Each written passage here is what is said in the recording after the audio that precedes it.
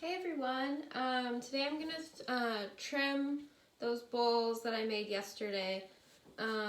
So I just have my bowl upside down. I let it dry like this too so the top could dry with the bottom could dry with the top. So once you have a nice leather hard, you can kind of run your finger through it and it kind of feels like cheese, like Parmesan cheese. You're ready to trim. I'm working a little awkwardly on my wheel so you can try and see what I'm doing on this side. So I just start off with my trimming tool. I like to use the one with a 90-degree angle. It looks like a triangle.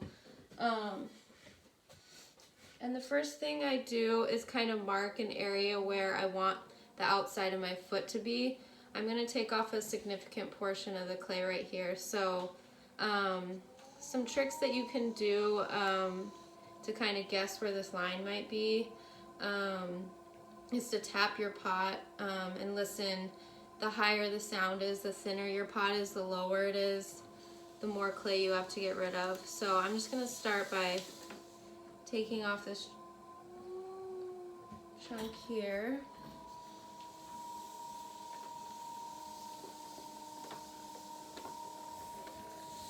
I like to brace, my hand that I'm not trimming with either on the pot or together. You kind of have a little bit more control that way.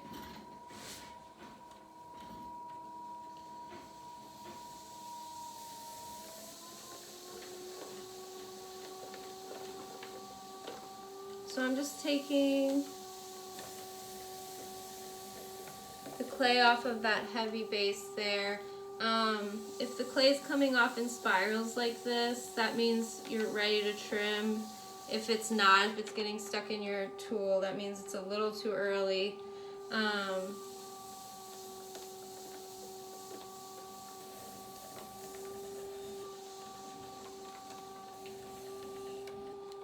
Alright, so I'm just kind of trimming around that foot area that I've made for myself there. You can always stop the wheel and tap it. See, that's much higher. That's the thinner lip area.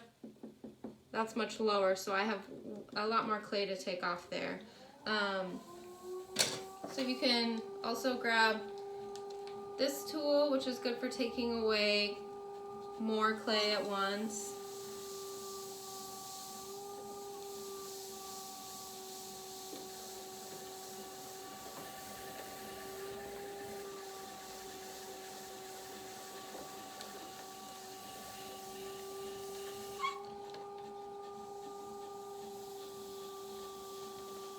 If you're experiencing it wiggling, it's worth it to recenter it. If it's just a wiggle from, say, like it's not perfectly centered when you threw it, you really just kind of want to dig in with your trimming tool and keep your hand as steady as possible. Just like you are when you're throwing, your hands are going to dictate what's going on. So if they're swerving, your trimming is going to swerve with your hands. So just brace your hands together, drape them over the pot, and trim away.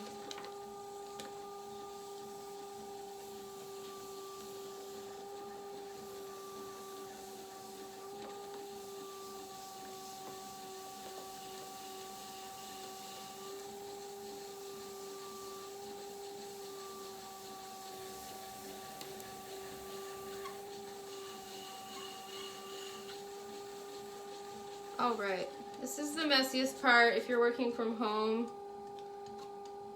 definitely need to sweep after this. So I'm going to move back to my smaller one and going to really go inside the foot and start making the foot come alive. So I'm just going to go in the center, and with the very tip or side of the triangle here, I'm going to kind of dig it in and make this kind of wavy pattern just to remove some of that clay. I'm going to go and accentuate the outside of the foot where I want it to be. That looks nice. This is why I leave a lot of extra clay on my bowls. A, to support the body of it, but also when you're trimming, you can really have a nice foot that can really change your piece. It can lift it off the table. It can, you know, add height to it. And another thing to think about when you're trimming, so in this bowl, when we threw it with that nice curve on the inside.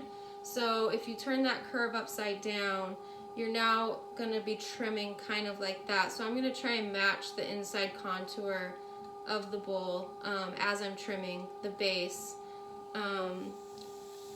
For a more pleasant experience when you're using the bowl, it'll feel lighter. It'll have less clay on it. There will be a more equal distribution of weight, which I find makes the pieces feel better when you use them.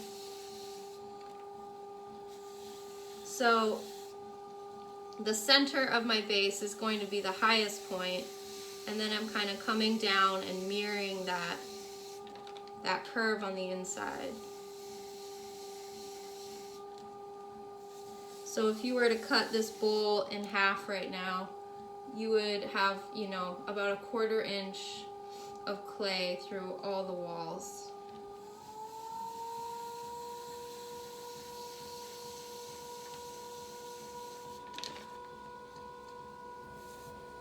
And I'm rotating back and forth between the 90-degree and the soft curve. I like to use that as it meets the foot on the side here. If you're ever wondering how far you should go, or if you've gone too far, that happens too, but just tap. Those are about equal noises, so I'm happy with that width. It's probably about 1/4 inch.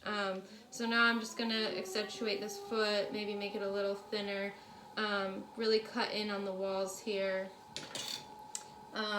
I love these handmade tools from a ceramicist in California, Hassan. He hand makes them, and I'll be sure to tag him in this video so you guys can check out his tools.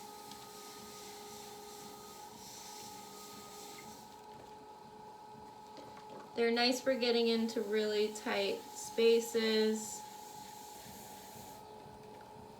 They also work really great for faceting on bone dry greenware. They don't work well with wet clay, unless you want to do some chattering. You could do chattering with them as well.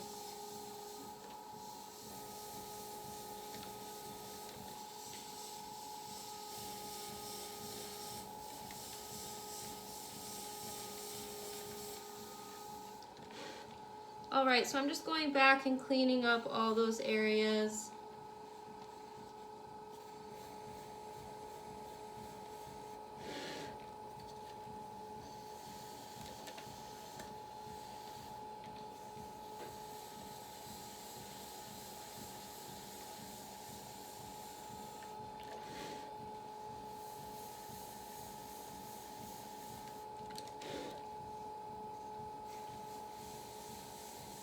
Bracing my hands together for extra support.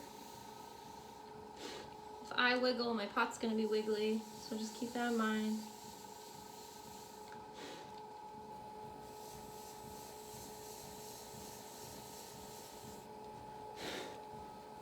Alright, then I just like to take a step back and check out the profile. I have a little extra I can get rid of right here. So I'm going to go ahead and do that with my thicker tool here to take off more surface area.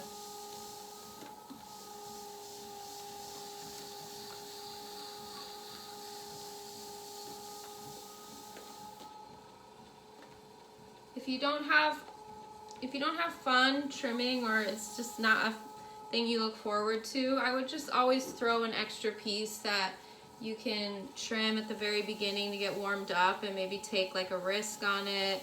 I usually tell students or anyone, you know, that's struggling with trimming to just be a little bit more aggressive, and because usually if, you know, you're starting off, your pots are going to be a little heavier on the bottom, so you do have room to play around with.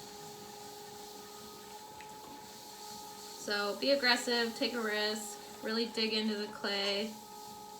I used to trim through a pot every time I would sit down to trim, so that's just part of the process. Alright, I'm going to step back and take another look. I'm really happy with the shape of the contour. I'm going to go in and take out just a hair more right here.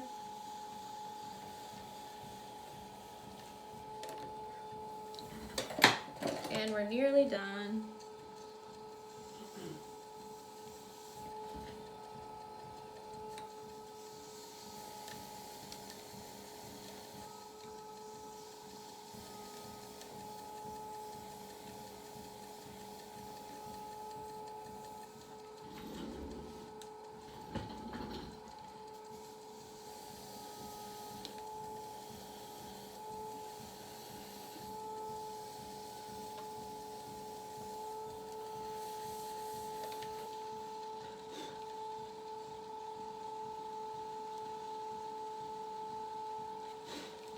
Alright, the last thing I do is I kind of use a flat plane, either my rib or my trimming tool, and kind of flatten where the pot will sit on the table.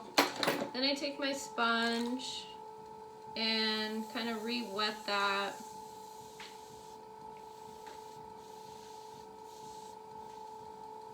Area. And lastly, I take my rib, just kind of compress that newly trimmed area. And I also like to compress the foot again.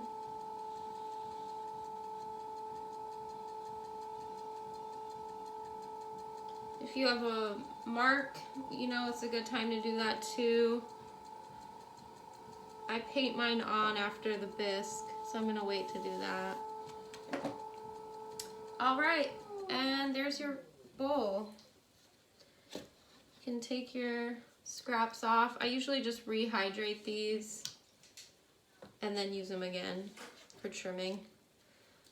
You could also use a foam bat. I definitely use a foam bat for things I trim, like plates. I just wanted a little bit more freedom with this bowl. And so trimming with the clay pieces on the side gives me a little bit more confidence. So there's your bowl. It's all finished and trimmed. I like to dry it upside down. So thank you. Next up, we're gonna do some serving or some mixing bowls for baking, and they'll have like a little pouring spout on the side of them. So stay tuned. Thank you.